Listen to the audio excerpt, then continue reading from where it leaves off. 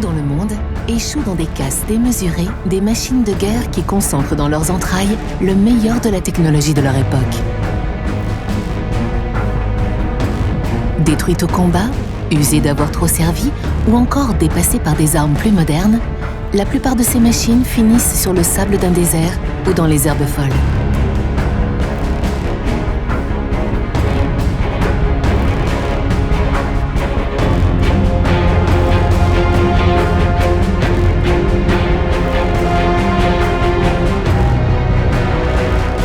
Certaines épaves, comme celles des sous-marins nucléaires soviétiques à l'abandon sur les côtes russes, sont une grave menace pour l'environnement. D'autres, débarrassés de leurs polluants, fusionnent paisiblement avec la nature et deviennent des refuges pour les animaux sauvages.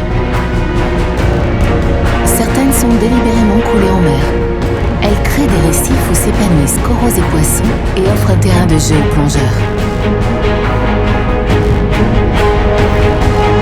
Une fois envoyé au cimetière ou à la casse, le matériel de guerre subit des métamorphoses inattendues qui fascinent un public toujours plus nombreux. Des passionnés, des fous d'histoire et de patrimoine, des artistes, des collectionneurs, des urbexeurs dont le plaisir est d'explorer les lieux abandonnés sont d'ardents défenseurs de ces cimetières d'épaves militaires.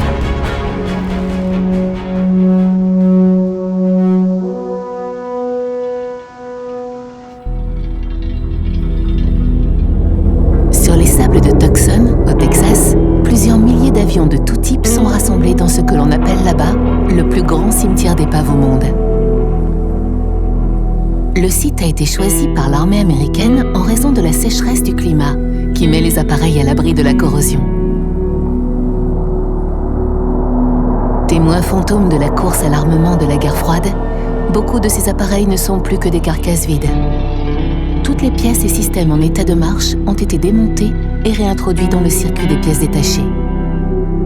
Après quoi, l'épave est dépolluée, puis recyclée. Certains avions sont mis sous cocon pour une remise en service qui, espérons-le, ne viendra jamais.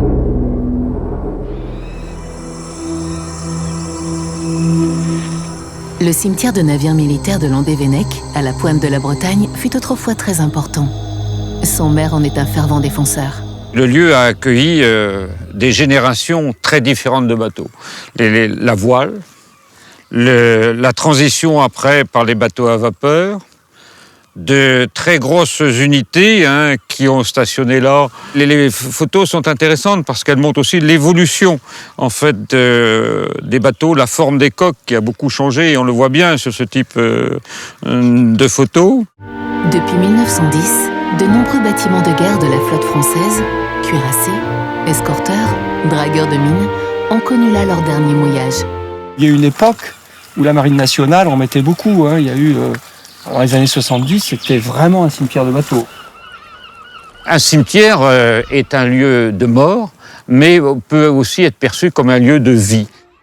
L'avenir de ces cimetières, c'est une question qui est souvent évoquée. Nous y croyons, c'est extrêmement important pour nous, parce que le cimetière est un atout touristique et il va bien falloir n'importe comment que la Marine nationale mette ses bateaux quelque part dans l'attente de leur départ vers la déconstruction. Alors, un avenir qui prend en compte des questions de notre époque et notamment donc, des questions environnementales. Il y a un suivi qui est fait par la Marine nationale. De ce côté-là, nous sommes très rassurés. Si la Marine se devait de fermer le site, modestement, nous réagirions pour demander à avoir des bateaux et que ce cimetière-là continue. C'est trop important pour nous, c'est notre vie. Dans le passé, les bateaux des armées de la Marine nationale servaient généralement de cible d'entraînement au tir. Plutôt que d'être livré aux chalumeaux des ferrailleurs, le sous-marin mouilleur de mines Ruby, légende de la Seconde Guerre mondiale, a servi longtemps de cible immergée. Aujourd'hui, il abrite des murènes, des mérous, des congres et des poulpes.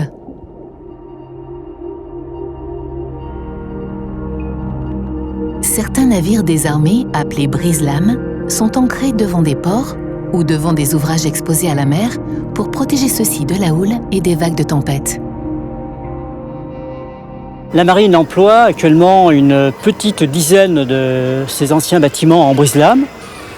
Et l'objectif d'un brise-lame, c'est de sécuriser le plan d'eau et on s'appuie pour cela sur des grands bâtiments qui ont une capacité, de par leur hauteur au-dessus de l'eau, à arrêter suffisamment le vent qui s'engouffrerait dans le port et créerait des désordres aux bâtiments qui y sont amarrés. La marine nationale est l'une des seules marines à utiliser ces navires en brise-lames. La solution normale, c'est de réaliser un ouvrage maritime. Mais pour l'instant, il y a d'autres priorités que la réalisation de ces ouvrages. Avec la mobilisation des budgets qu'engendre la multiplication des conflits internationaux, le recours aux navires brise-lames risque de se prolonger longtemps. Derrière cette plaque figure le nom de ce bâtiment qui a été masqué au moment de la réalisation des travaux de désarmement et de mise en sécurité. Les bateaux disparaissent, mais pas leur nom. Leur nom est gardé, il appartient à la marine et à ses traditions, et dans une approche de conservation patrimoniale, on redonne le nom de ces bâtiments à d'autres bâtiments appartenant à d'autres séries.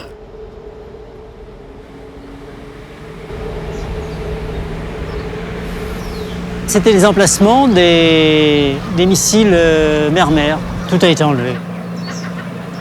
Les mouettes sont l'un des seuls habitants de ces bâtiments. Il faut faire attention à ne pas laisser le bateau complètement pris par les mouettes, car elles laissent sur les ponts des excréments qui sont agressifs vis-à-vis de la corrosion. C'est l'un des facteurs qui limite la durée dans le temps des brise-lames. De temps en temps, un dauphin solitaire vient s'ébattre dans l'eau calme à l'abri de la digue.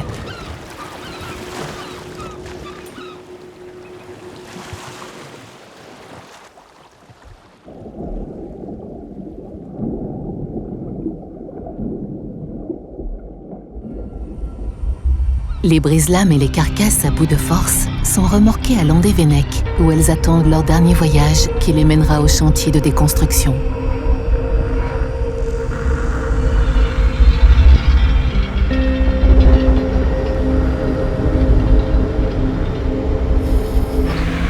Nous arrivons au site de Landévennec, qui est le mouillage d'attente des bâtiments de la Marine nationale, que les habitants de Landévennec appellent communément cimetière. Une nature à l'état aussi sauvage que possible, des bateaux qui sont là, dont on ne sait quand ils sont arrivés, dont on ne sait quand ils vont repartir, un silence, le ciel qui se noie dans le paysage.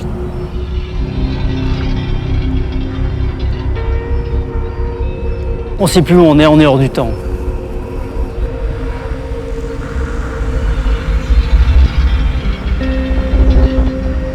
On voit très bien que ce bâtiment a été utilisé en brise-lames. La mer a développé assez fortement la corrosion. On voit que ces bâtiments sont également assez hauts sur l'eau, ce qui correspond au fait qu'on a débarqué un nombre important d'éléments qui étaient présents à bord, les tourelles, les antennes, une partie des systèmes d'armes. Et puis à l'intérieur du bâtiment, on prélève également parfois des moteurs, des machines, des ensembles susceptibles d'être réutilisés sur d'autres bâtiments.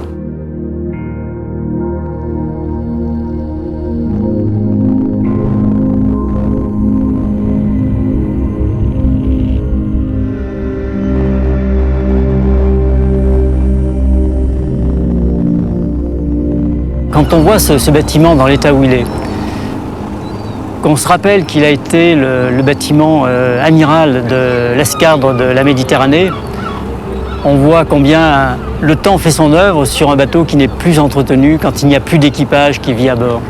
Le Colbert n'est pas seulement une belle unité, il est surtout un symbole, celui de la renaissance de la flotte française. Il a transporté le général de Gaulle en Amérique du Sud, puis au Québec. Et pour Madame de Gaulle, on avait même installé à son bord ce coin tricot, fausse cheminée et fausse fenêtre.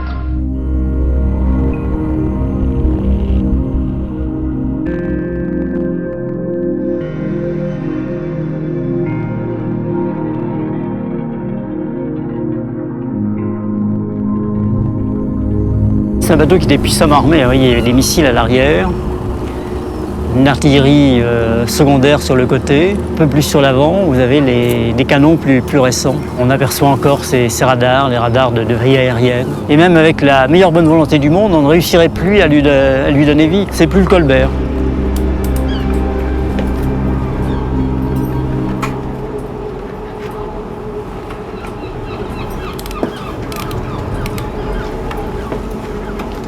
Les oiseaux de mer, goélands, mouettes, cormorans et fulmars, ont vite fait du bateau un territoire où aucun prédateur ne peut les menacer. Tiens, là, on aperçoit un nid avec deux jeunes oiseaux. Ici, une coquille d'œuf, une accumulation de végétaux, de l'année accumulée.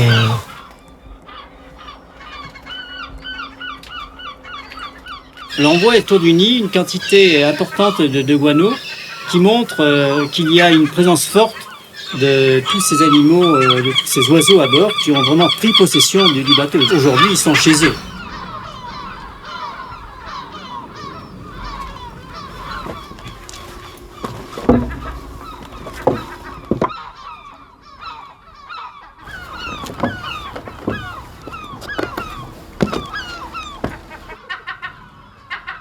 Ici, vous avez des traces qui montrent à quel point la nature reprend ses droits. Une accumulation de sédiments sur le pont et des lichens qui sont en train de partir.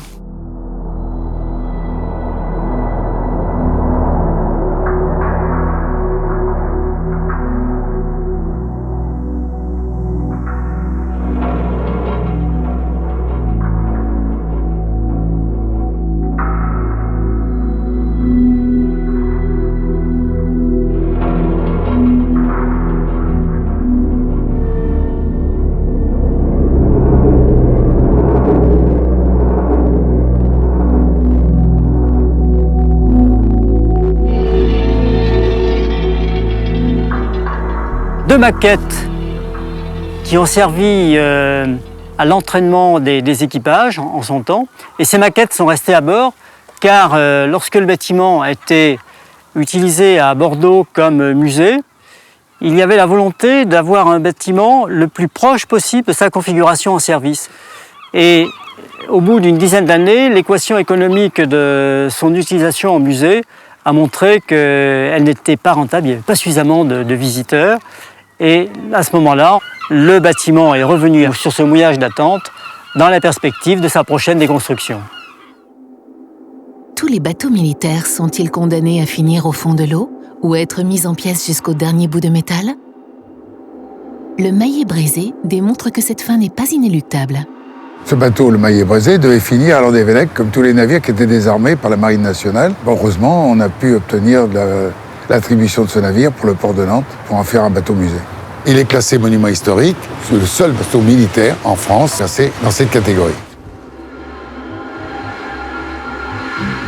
Pour faire vivre l'épave, l'association la loue pour des tournages de films ou des performances artistiques.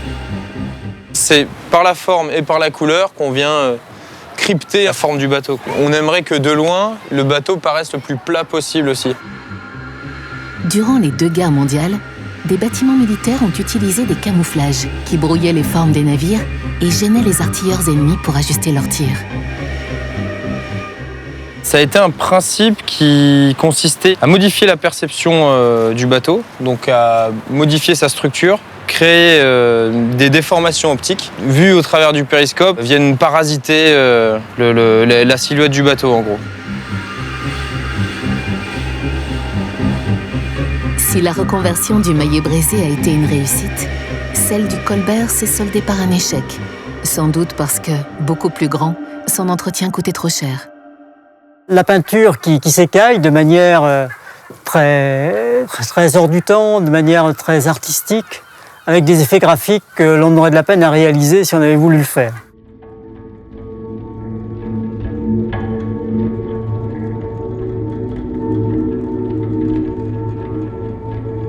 On a devant nous de véritables natures mortes, alors des natures mortes d'un style un peu particulier, des natures mortes de bateaux. C'est assez remarquable.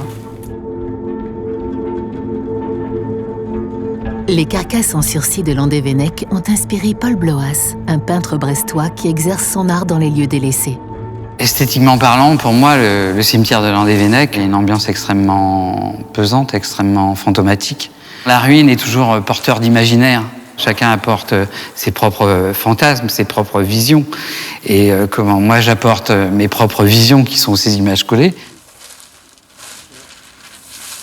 À une certaine époque, on mettait les prisonniers militaires, notamment les marins, sur des prisons flottantes, c'est-à-dire sur des bateaux désarmés. Et là, ce que j'ai fait à Landévennec, en fait, c'est un clin d'œil à ça. Il y a une espèce de fascination. On a affaire à des objets de force, vers l'objet qui donne la mort, qui et d'un coup devient une pied d'argile. Un bateau militaire, c'est quelque part, c'est un espèce de dragon qui vient de s'affaisser. Sur tous les bateaux, il y a marqué interdit d'accès. Parce que, comment ce sont des épaves extrêmement dangereuses. La rouille est tranchante. J'avais demandé l'autorisation à la Marine nationale, qui me l'a refusé. J'ai demandé au ministre directement, qui me l'a refusé. Je me suis dit, j'ai pas le choix, il faut que j'intervienne sur ces bateaux, malgré l'interdit. Et à juste titre, la Marine nationale a porté plainte contre moi. Et j'ai fait l'objet d'un rappel à l'ordre. Paul Bloas peint ses œuvres en atelier sur du papier. Il les colle ensuite dans un endroit dont il estime qu'il décuplera leur force.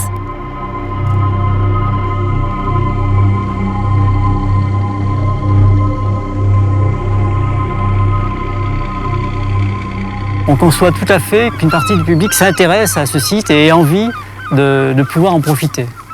Nous sommes quand même en zone militaire, mais on sait par ailleurs qu'un certain nombre de personnes, bravant ces interdits, viennent à bord. On dérive. C'était très compliqué de monter sur le Colbert car il n'y avait pas de point pour accoster avec notre petit bateau parce que le Colbert est très très haut. Puis, à travers les autres bateaux, on a réussi à monter sur le Colbert. On allait se faire chier comme des nazes. Rentrer dans les entrailles de ce bateau, descendre plusieurs niveaux comme ça, c'est un bateau, il est énorme.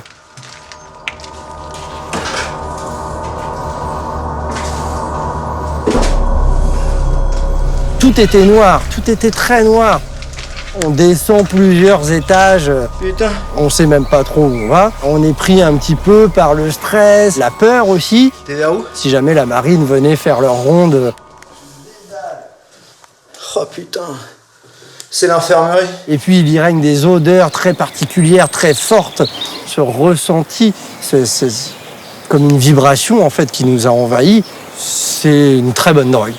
Apparition de taches pleurales au bout d'une trentaine d'années, maladie incurable et mort par asphyxie. On pénètre à l'intérieur du bâtiment plus rarement pour des raisons de sécurité, car il y a un risque, notamment au niveau de l'amiante. Les risques ne sont sans doute pas à la hauteur des satisfactions que l'on peut en tirer.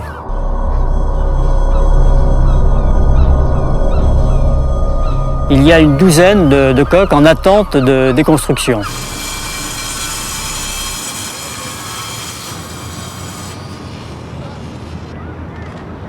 La chaîne d'ancre est coupée. Tirée par 2 remorqueurs, la coque du Colbert entame son ultime voyage vers Bordeaux. Après 3 jours de mer, le vieux colosse s'engage une dernière fois dans l'estuaire de la Gironde. Il est amarré au quai du Grand Port Maritime. Lorsqu'il y aura de la place dans la cale sèche, les chalumeaux des découpeurs s'occuperont de sa carcasse. Rien ou presque ne se perdra, puisque 98% de la masse du bateau seront recyclés.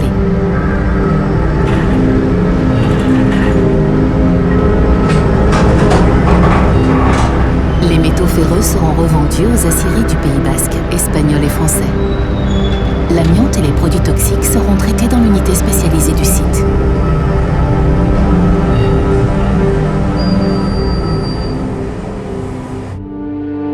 Les chars de combat modernes sont apparus lors de la Première Guerre mondiale. Leur épaisse carapace d'acier n'a cessé de se renforcer.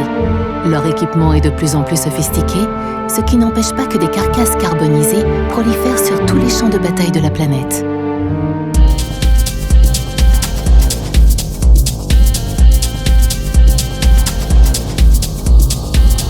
Les sables de l'Enedi, au nord-est du Tchad, sont le tombeau de dizaines de blindés de l'armée libyenne.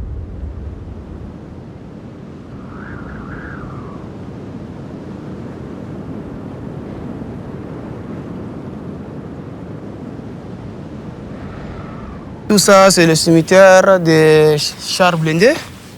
Par ici aussi, il y en a. Et on a eu une grande victoire avec un pays voisin comme la Libye. La bataille, moi, j'étais pas là. Moi, autant de batailles, je suis un petit, mais il y a des centaines de chars. Engagé dans un conflit de territoire qui l'opposait à son voisin tchadien, Muammar Kadhafi a lancé près de 300 blindés sur le plateau de l'Ennedi. L'armée tchadienne n'était équipée que de véhicules légers tout-terrain. C'est pourtant eux qui auront l'avantage, grâce à leur extrême mobilité face à des mastodontes inadaptés au désert. Kadhafi a récupéré les chars parce qu'il a eu honte. Les cimetières des chars qui sont restés, c'est une très très belle histoire de nous et même de nos enfants et pour l'État tchadien aussi. Ça c'est un char libyen détruit par l'armée tchadienne. Alors, ils ont mis Oka, c'est parce que récupéré par Tchad. Oka signifie Wonyanga Kebir.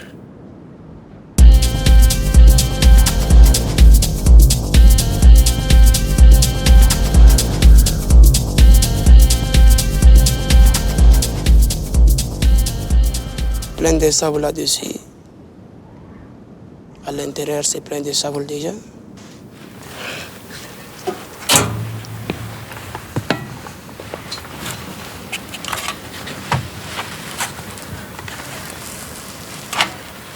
Tout ça, c'est le Sahara.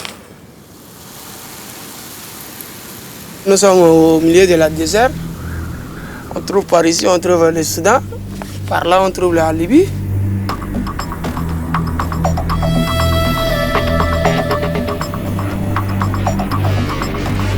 Ces énormes carcasses sont restées telles quelles depuis le jour où elles ont été mises hors de combat. Les seuls êtres qui vivent dans leur parage sont des lézards et des scarabées accablés de chaleur. Le métal est très très chaud.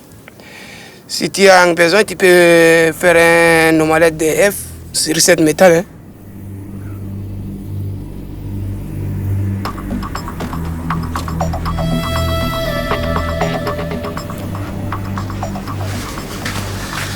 Là, dans le sable, il y a plein de cartouches. Et c'est comme des fossiles. Tous ces cartouches raconteront dans le futur une histoire, comme nos peintures rupestres de l'Ennedi.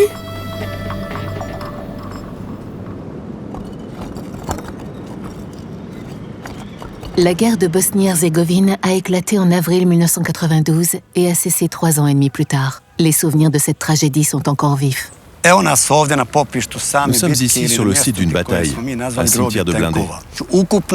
Une dizaine de chars et de véhicules de l'avant blindé, appelés VAB, avançaient sur nos forces. Vous pouvez voir où ces chars ont été touchés. Voici une trace de tir ici. La tourelle a été transpercée. C'était un tir fort. Aucun soldat ennemi n'a pu rester en vie.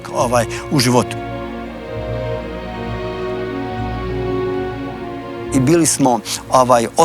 manquions de munitions, et notre but était que chaque tir atteigne sans faute sa cible. Et nous avons réussi à le faire.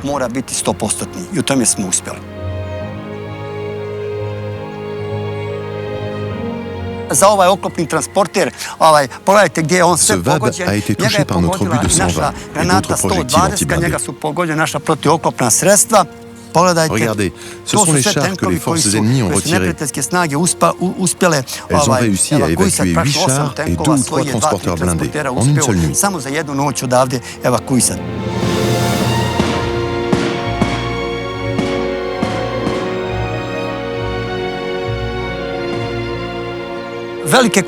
Nous avions aussi déposé une grande quantité de fils de fer sur la route.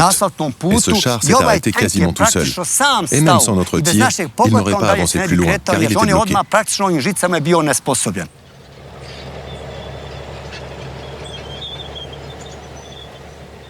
Regardez, il a été démantelé.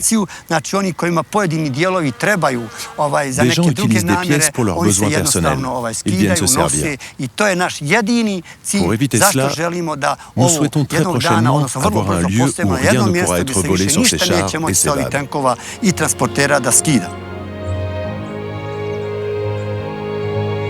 Vous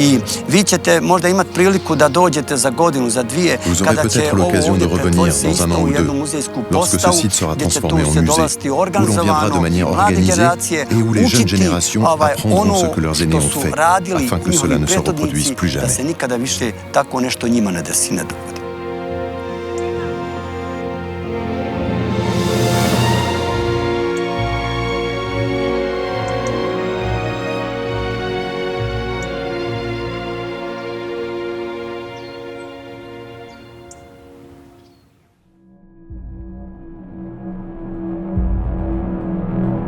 À la fin de la guerre froide, lorsque la crainte d'un affrontement armé entre l'Est et l'Ouest s'est apaisée, d'énormes quantités d'armements ont été mises au rebut partout en Europe.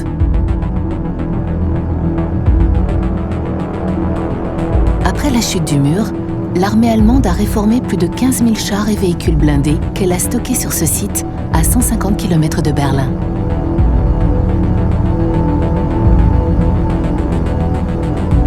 Une partie du matériel déclassé, provenant aussi bien de l'Allemagne de l'Est que de l'Allemagne de l'Ouest, est vendue par appel d'offres.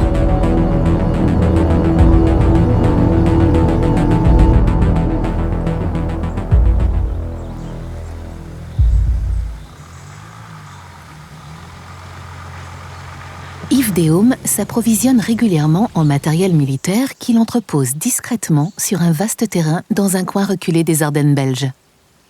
Tous ces véhicules, je les achetais partout mission. Ils revenaient ici, transportés sur camions remorques. Ici, ce sont les Jeeps Auto Union DKW, venant de l'armée allemande. Ils en ont fabriqué des milliers, et moi j'en ai rentré des centaines.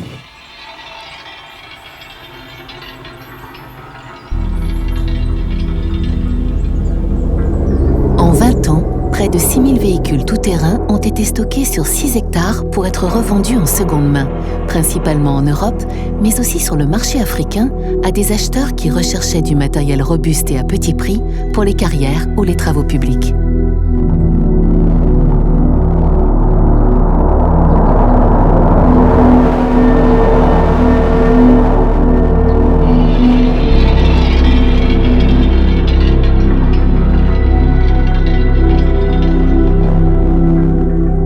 Ce sont des bateaux de fabrication russe qui servaient à faire des ponts de bateaux.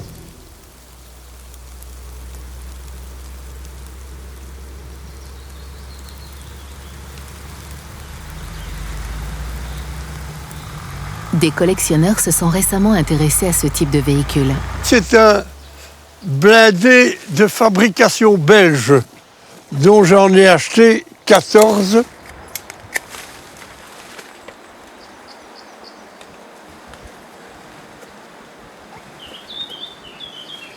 Ce blindé amphibie est parti à 8 000 €. Ce blindé a été acheté par un collectionneur luxembourgeois. Enfin, il dépense un argent fou. La mousse qui est là, ça attire les photographes.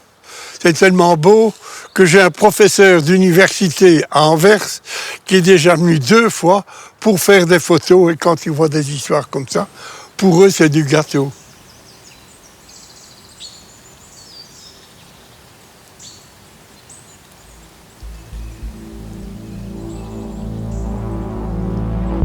Dans ces forêts humides, les plantes croissent rapidement.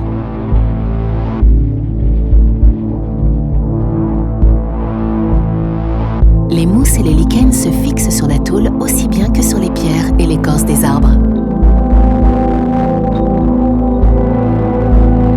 En quelques semaines, les carcasses se couvrent de végétation et s'enfoncent dans la verdure.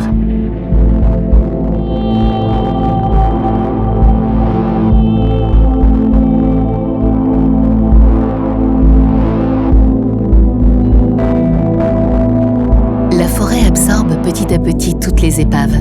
Mais pour l'administration, ce n'est pas une solution. Dans mon petit coin d'Ardennes, c'est bien caché par des feuillus, par des bois et tout ça, mais ça dérange. Je leur ai dit, c'est ma passion, ça pollue, voilà. Ils n'ont que ça, ce sont des gens d'administration, eh bien, ils n'ont que ça en bouche, ça pollue, ça pollue. Je suis obligé de les mettre à la casse parce que ça doit disparaître. Ils ne veulent plus avoir la quantité de matériel que j'ai chez moi. La quantité qu'ils acceptent, c'est une vingtaine de véhicules. La faune s'est familiarisée très vite avec ces carcasses rouillées. De nombreux animaux se sont installés dans les épaves, où ils trouvent un abri confortable.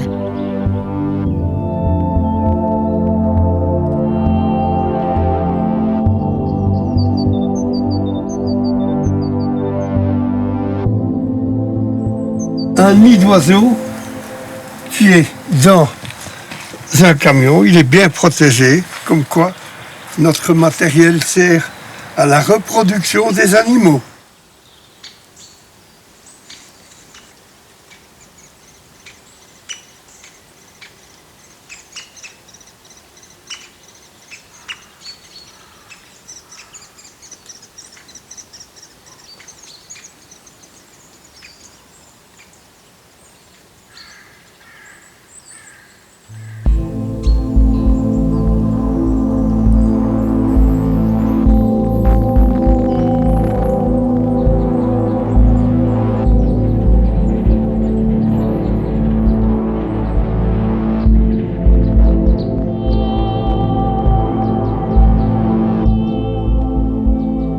Ceux-ci, ce sont des camions FN, fabrique nationale pour la gendarmerie. Et c'était pour les gendarmes anti-manif.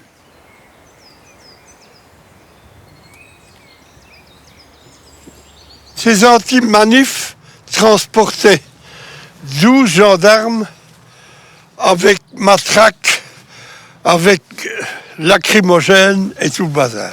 Moi, j'avais acheté ça en me disant, tiens, pour l'Afrique, c'est bien, ce sont des petits bus 4x4.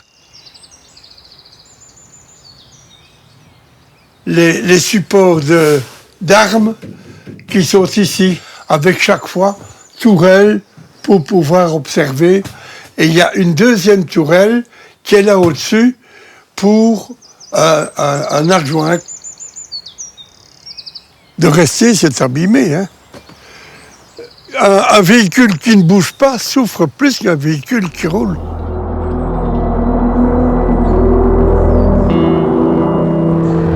Les paradis de rouille comme celui d'Yves Déôme attirent toutes sortes de publics. Mais les visiteurs ne sont pas tous accueillis de la même manière. Le public vient, s'ils me demandent l'autorisation, ils sont bien reçus. S'ils viennent circuler dans mes propriétés, ils sont reçus à la mitraillette. Et ma mitraillette, voilà, de l'huile de vidange mélangée avec du mazout. J'aime autant dire qu'il décampe.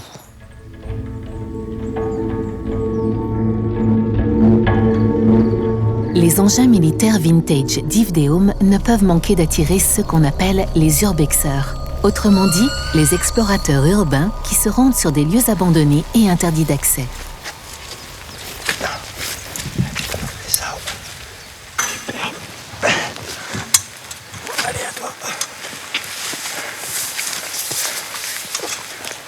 Oh, les ambulances. La Croix-Rouge. Viens voir. Non, il y a encore les brancards. Allez. Viens, on continue.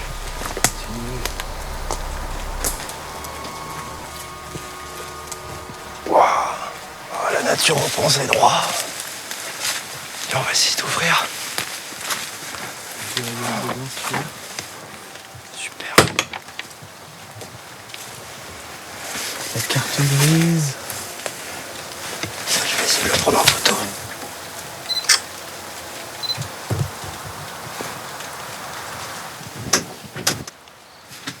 Regarde ça. Elle est toute neuve, on dirait. Belle clé. Ah, je crois qu'il n'y a plus de batterie. Elle est belle, hein? C'est beau.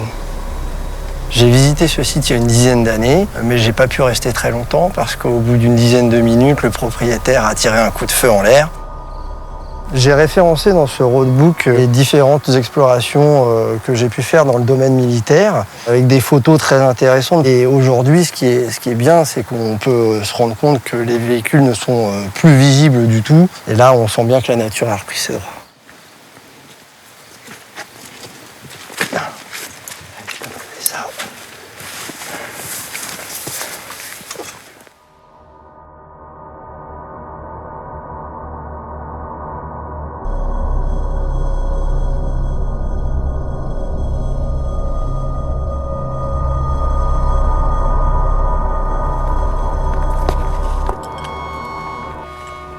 On a vu des animaux, on les a entendus, en tout cas, parfois on les a pas vus, mais on les a entendus. Disons que c'est pas nous qui sommes à notre place. On s'intègre dans les éléments et c'est ce qui fait de cette visite de nuit quelque chose de tout à fait exceptionnel.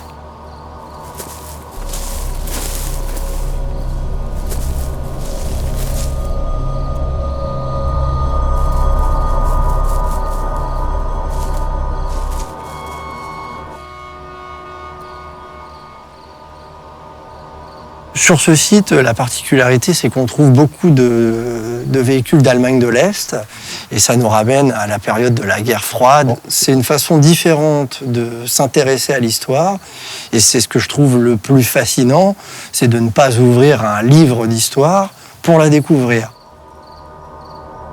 La société aujourd'hui, on se sent comme emprisonné, enfermé, tout est structuré, et dans l'urbex, on trouve encore un espace de liberté et c'est ça qui nous fait vivre.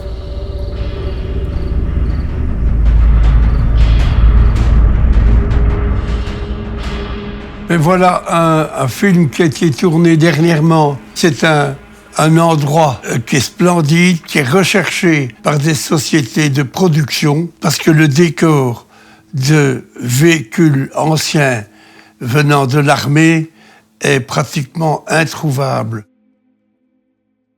Ces lieux sont particulièrement rares et malheureusement, la région wallonne a décidé que tous ces endroits devaient disparaître. Ils devraient être mis de côté et classés comme monuments historiques, comme décors de cinéma.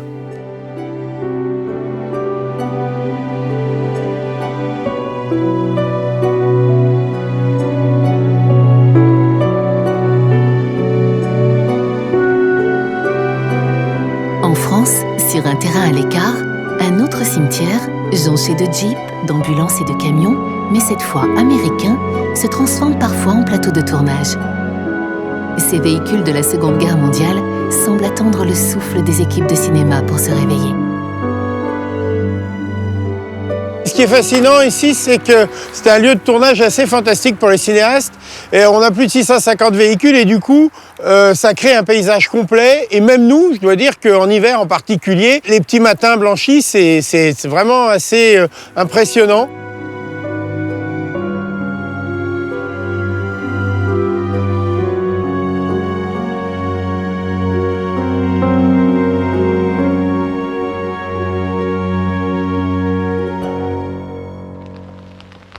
En été, il y a une végétation qui peut être tout à fait luxuriante, qui engloutit pratiquement tout le parc.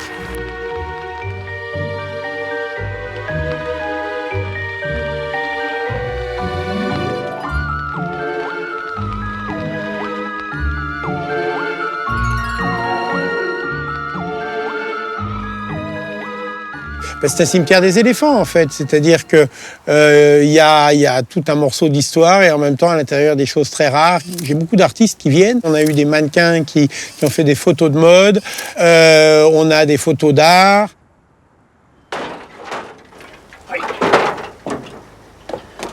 C'est une scène du film, donc à l'époque c'est vrai qu'on avait peut-être 500 ou 600 volants, là on en a beaucoup moins, mais c'est vrai que c'est un vrai cimetière et c'est impressionnant de le revoir comme ça, après de nombreuses années, de voir qu'il s'est effectivement pas mal vidé, quoi.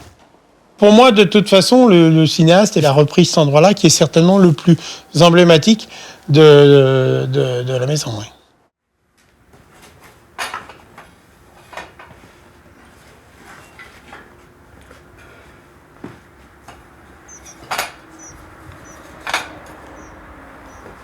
ces matériaux, même s'ils peuvent sembler morts, etc., en fait, il y a toujours quelque chose de vivant.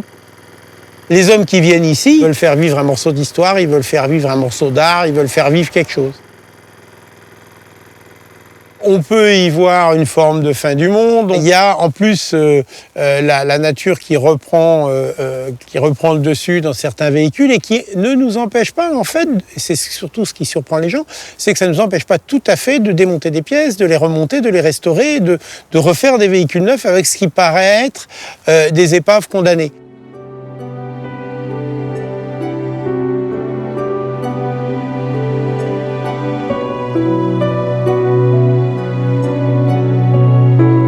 On a du mal à concevoir que ces engins, qui semblent destinés aux broyeurs, puissent rapporter de l'argent à leurs propriétaires. Pourtant, ce sont les pièces d'un véritable trésor.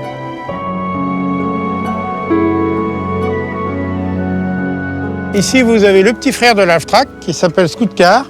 Il vient d'être vendu 8 500 € à un Italien collectionneur qui nous a déjà pris un Halftrack l'année dernière. C'est un véhicule, une fois refait, qui sera entre 50 et 70 000 €.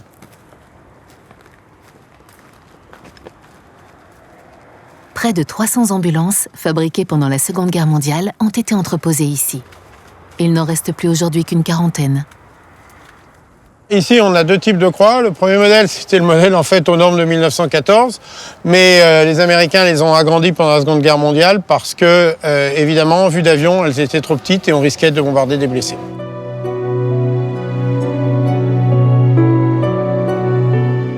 Là, on démonte un certain nombre de pièces et maintenant, comme les collectionneurs sont devenus de vrais archéologues, ils reprennent des fois des véhicules dans cet état-là pour les refaire intégralement.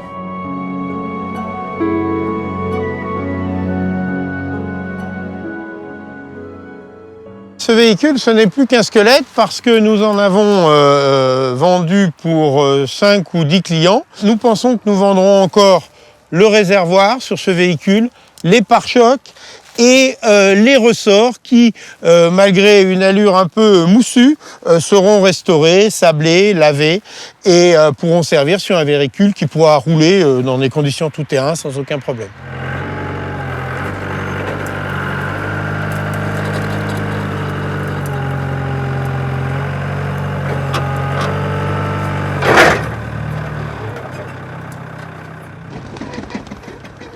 Les Américains se sont préparés à faire la guerre 30 ans. Ils n'étaient pas du tout sûrs que l'Angleterre, ou surtout que la Russie, ne capitulerait pas. Et quand ils ont construit ces véhicules, ils ont construit pour pouvoir les stocker, pour pouvoir les conserver très très longtemps.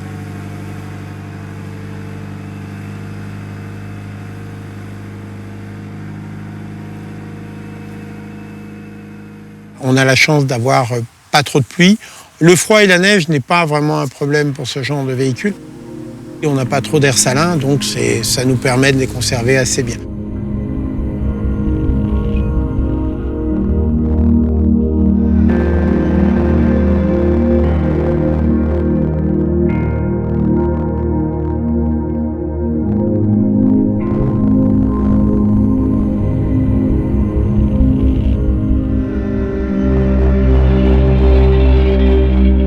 Seconde Guerre mondiale, beaucoup d'engins de l'armée américaine en état de marche ont été mis au rebut ou vendus à bas prix à l'armée française.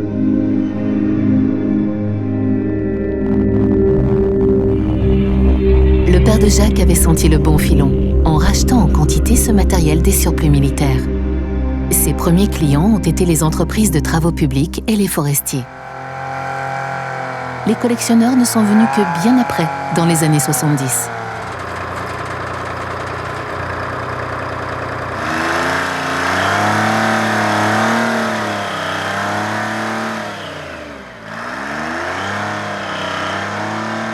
Ce cimetière d'épaves sert de refuge à de nombreux animaux qui viennent s'y cacher en période de chasse.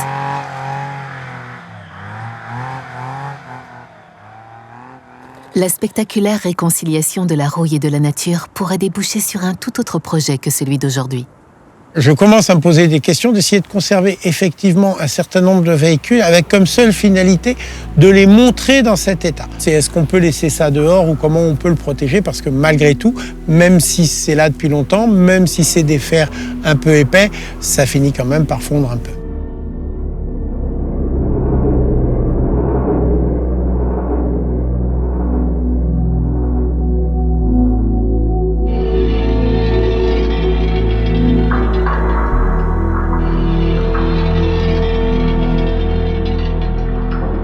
Lescaume a pour client plusieurs musées d'art contemporain.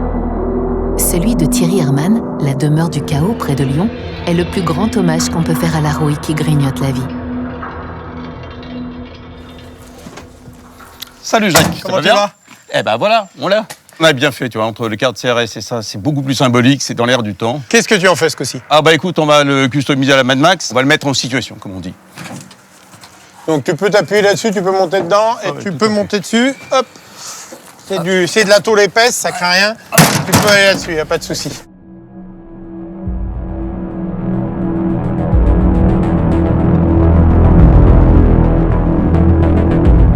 La demeure du chaos expose la vision de l'artiste Thierry Hermann, qui met en scène l'apocalypse qui plane au-dessus de nos têtes. Les œuvres présentent les guerres, les attentats, les drames qui ont ravagé notre monde et dont l'histoire n'est pas close.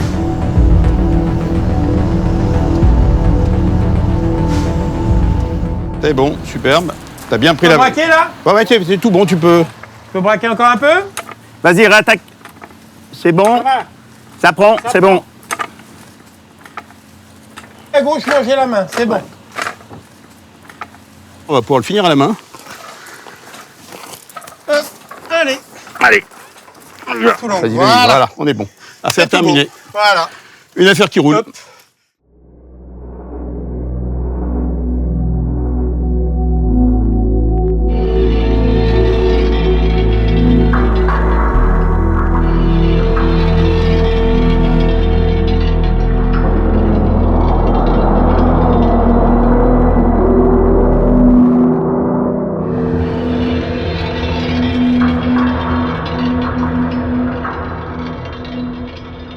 L'œuvre, il faut déjà voir qu'elle fait pratiquement 27 mètres d'envergure. Donc il a fallu démonter, arriver avec des grues spéciales et démonter les ailes. Une grue de 90 mètres de haut. On enlève d'abord le corps central de l'appareil. Donc là, il y a une préparation d'environ 2-3 jours. Il a quand même un certain poids au-delà de 25 tonnes. Et surtout, il a fallu le dépolluer, sachant qu'il y a énormément d'huile hydraulique pour pouvoir l'exposer au grand public. Mais on a essayé vraiment de garder, je dirais, l'intimité, c'est-à-dire sa carcasse.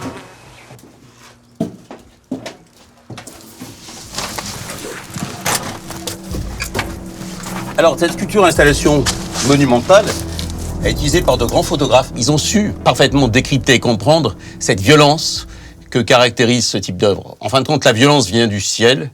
Et cette carcasse échouée, c'est pratiquement l'ouverture du XXe siècle avec les 2 avions qui se ruent dans les Twin Towers de New York.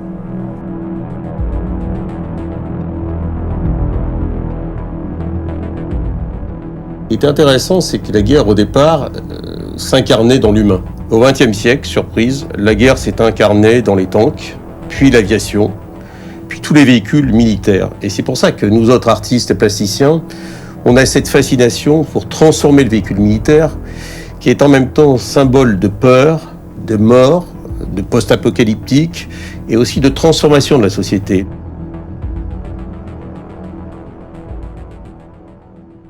On a une 50aine d'engins militaires de toute taille. Là, on a un hélicoptère de l'armée américaine.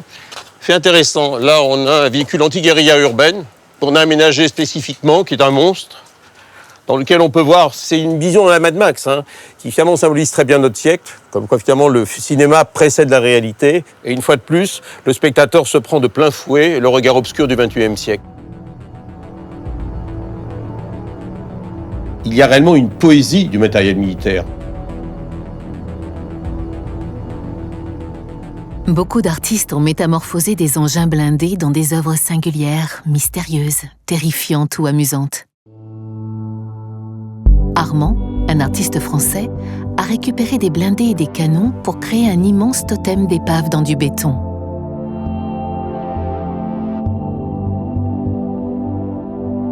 La demeure du chaos attire tous les ans 120 000 visiteurs qui se questionnent sur notre monde. Ils ont quelque part ce besoin d'avoir peur, ce besoin de se réconforter aussi, ce besoin peut-être d'approcher l'inapprochable, la recherche macabre et en même temps l'espoir.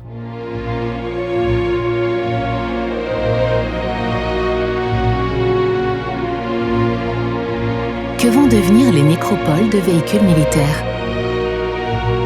Les plus belles pièces sont parfois sauvées par les artistes et rendues à la nature après des pollutions. Aujourd'hui, il est hors de question de s'en débarrasser en les jetant à la mer, comme ces blindés qui reposent au fond du Pacifique. La meilleure solution est le recyclage, mais il coûte cher, et seuls les pays riches peuvent se permettre ce luxe. Certains de ces matériels sont le témoignage d'une époque et d'un moment de notre histoire. À ce titre, il serait souhaitable de les protéger, sous peine de s'enfoncer dans une amnésie que nous pourrions regretter.